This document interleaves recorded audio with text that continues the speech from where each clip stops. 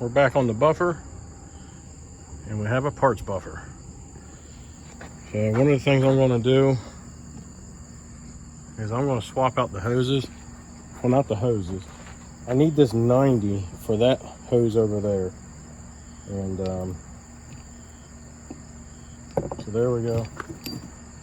I'm just going to thread this onto here for now, loosely. Because I really don't think there's anything wrong with the regulator itself. I just think it was the valve itself. And you can get these valves online. I just looked it up. This exact same part number that's on here on Amazon. I had two of them. One was $79 and one was $69. So I think if we got that and put it back on this regulator, I think it'd be good to go. But for now, we are just going to take care of what we need to take care of. So let's get you flipped around. And we have the parts buffer, so we can grab the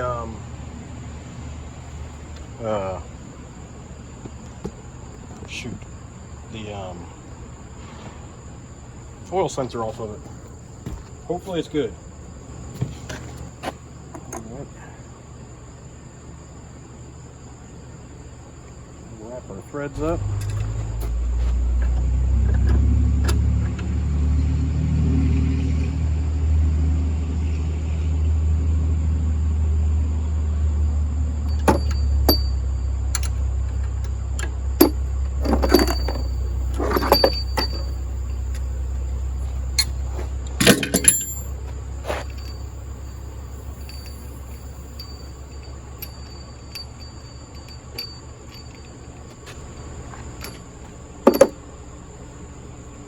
Well, on the eastern shore of Maryland, the humidity has come back. It's been nice the past couple weeks. Low humidity in the 70s, lower 80s. Been real nice.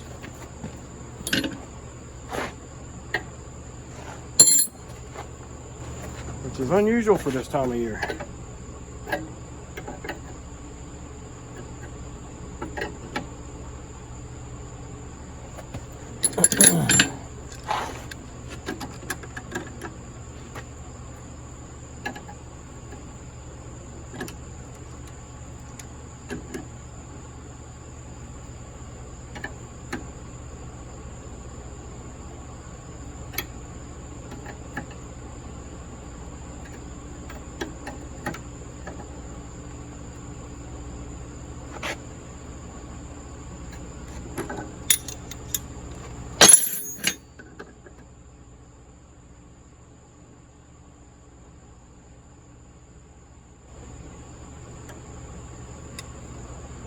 Oh, damn it.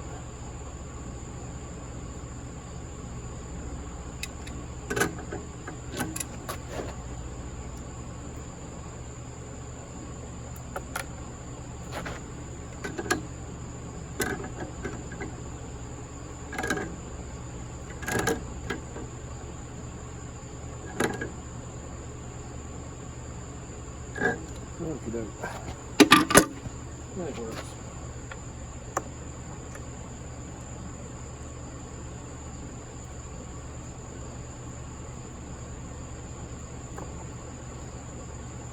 Right.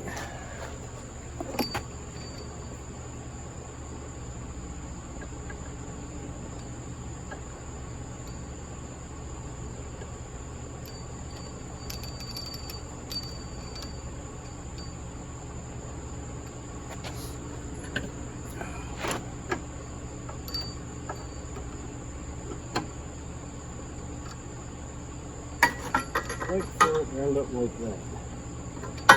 Yeah.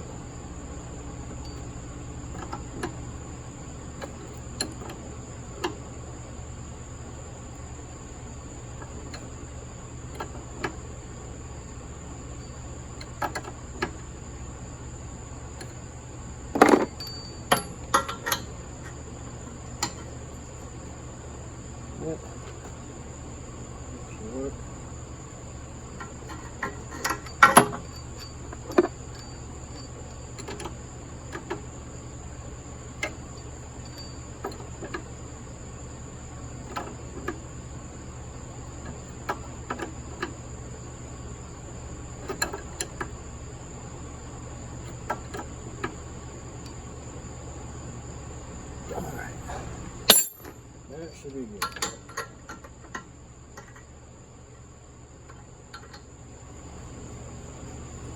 That should be good.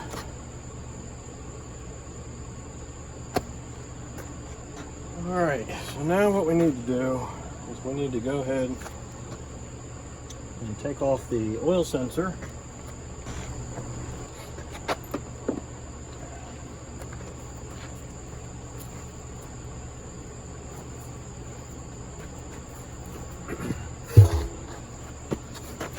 Oh boy.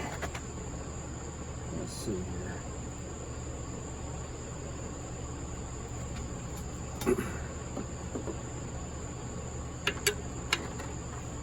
That seems to be a 7/16.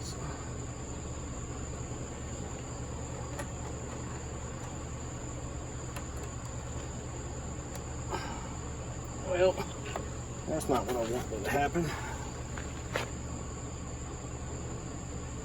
So there's a little 45 on there, and the 45 wants to turn.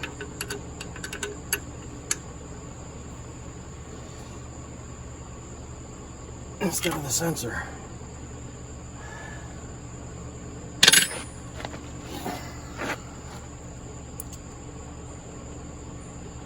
The sensor's on there pretty daggone tight too.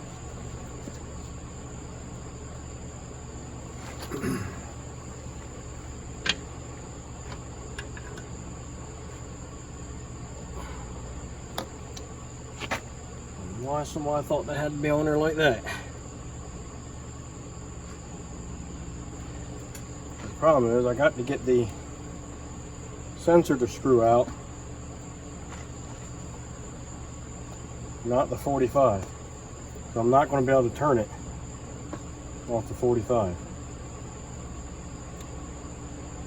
So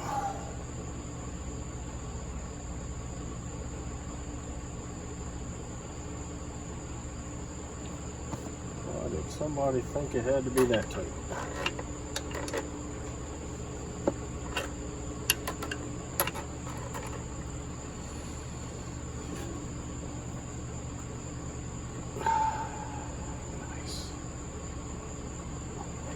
I don't want to bear down on that too hard, afraid it'll bust off in the block. It's just brass. Oh, you gotta love it. That was uncalled for.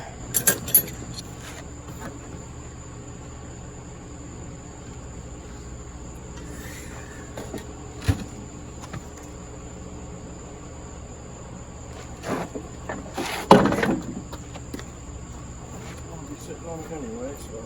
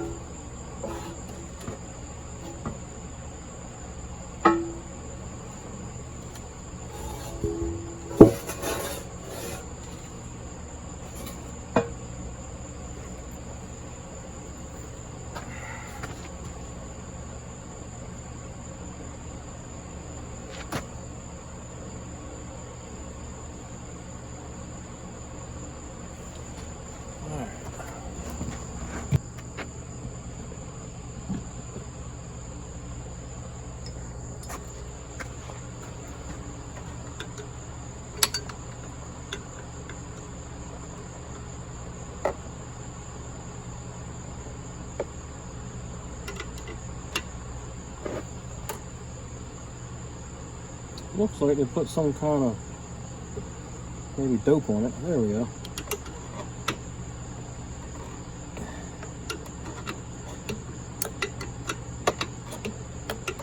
There we go. I got her. Hopefully I'm not in the way too much. We got her.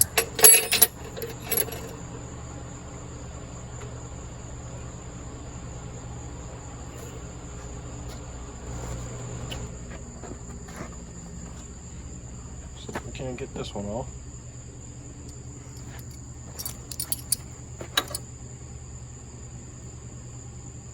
I tried looking for one of these sensors online and couldn't find it. I even found a couple websites that deal with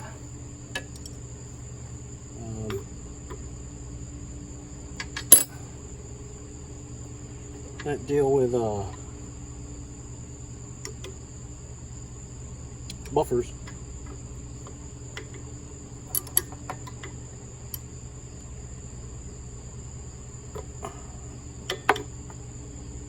And they didn't offer that part of it. Offered almost everything else, but not this part of it.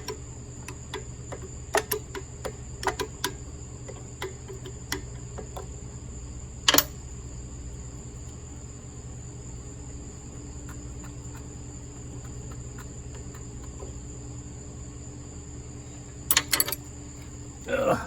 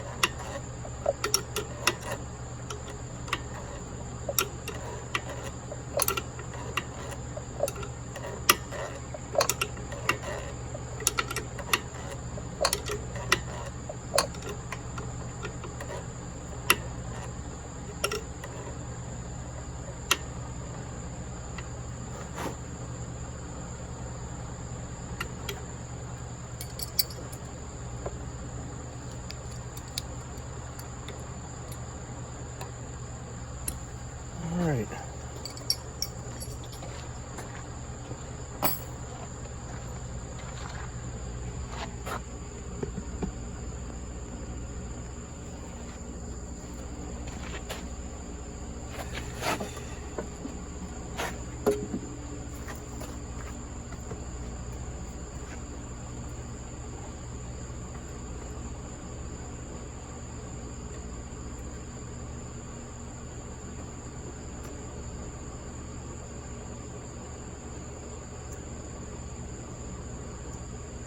Well, looks like we got the same problem.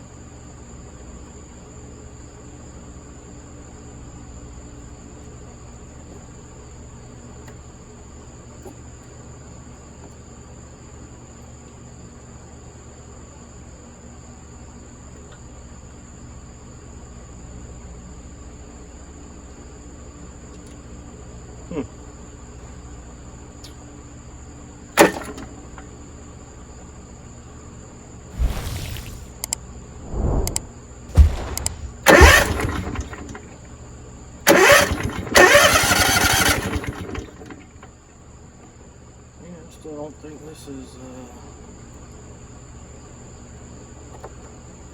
think this is going to work.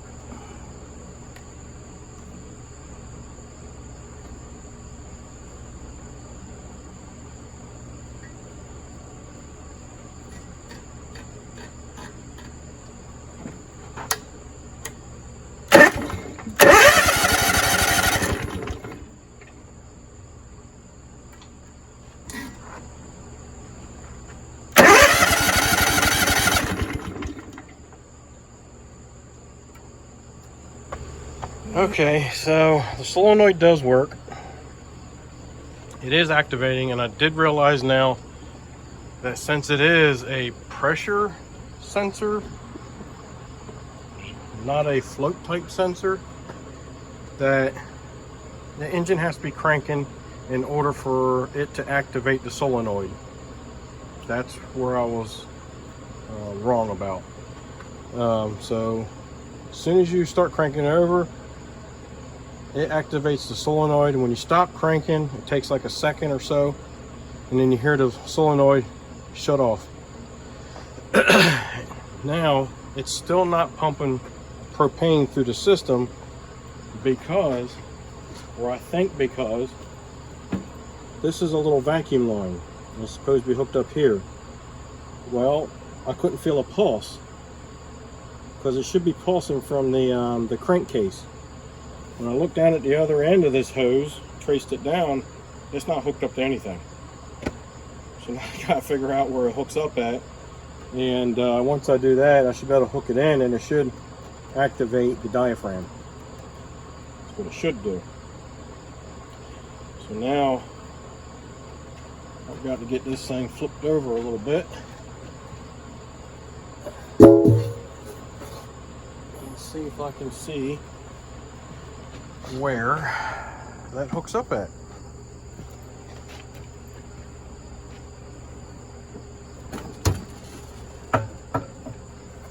Should be like a brass nipple or something up under here, or some kind of nipple of some sort.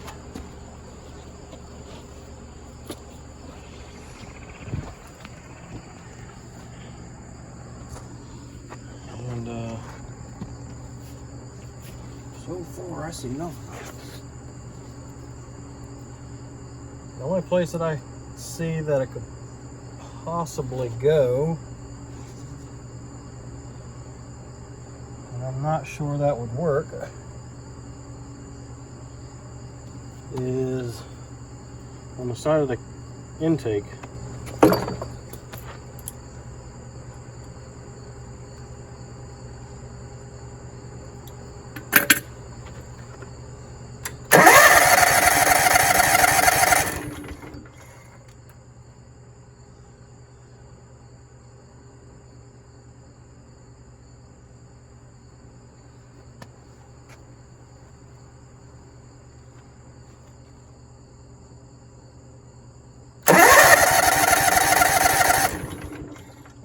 Feel nothing there. Pretty sure nothing's going to happen.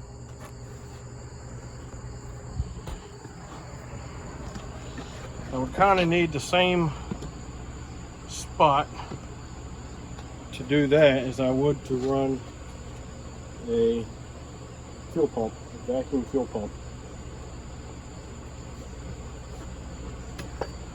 That's the same spot I would need to use.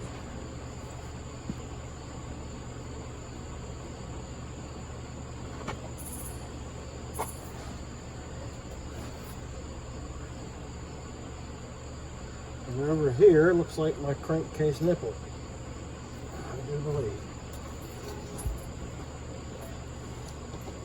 Which I hope it's not as big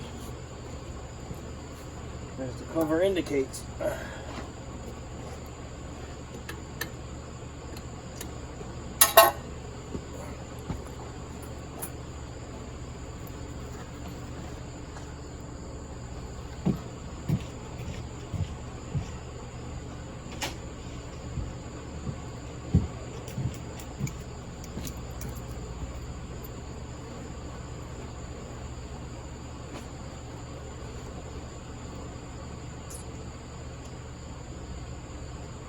You see why it would be on this side, because if it did have a fuel pump, I'll say these two holes right there are where they would normally screw down at. Come on, get off of there. Yeah, that's a pretty good size. Not only that, got Earl in it.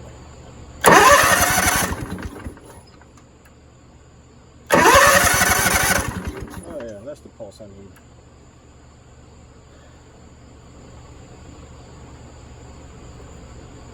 That is the pulse I need.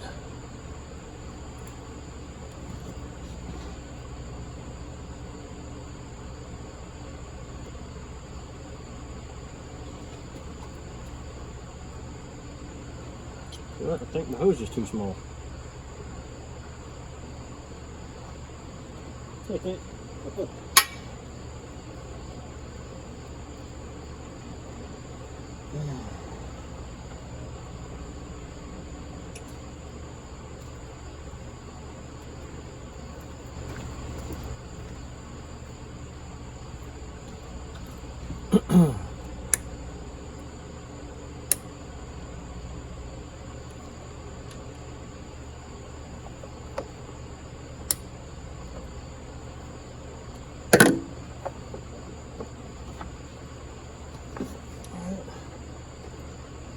can get this over that.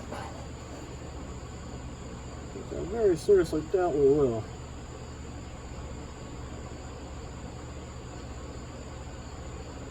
Ooh, we did.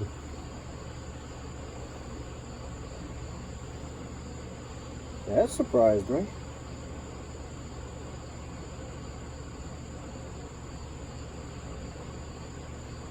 I'll do that again. All right.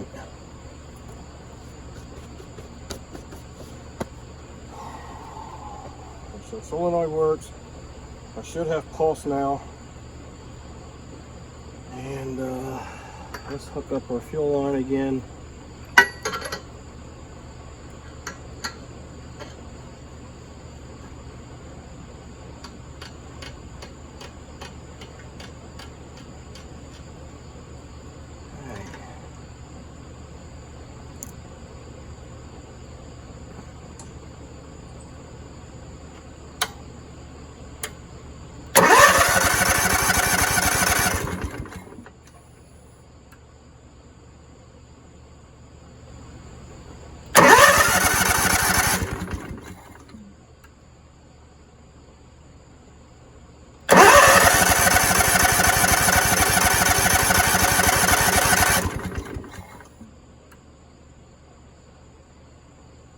Pretty sure nothing's happening.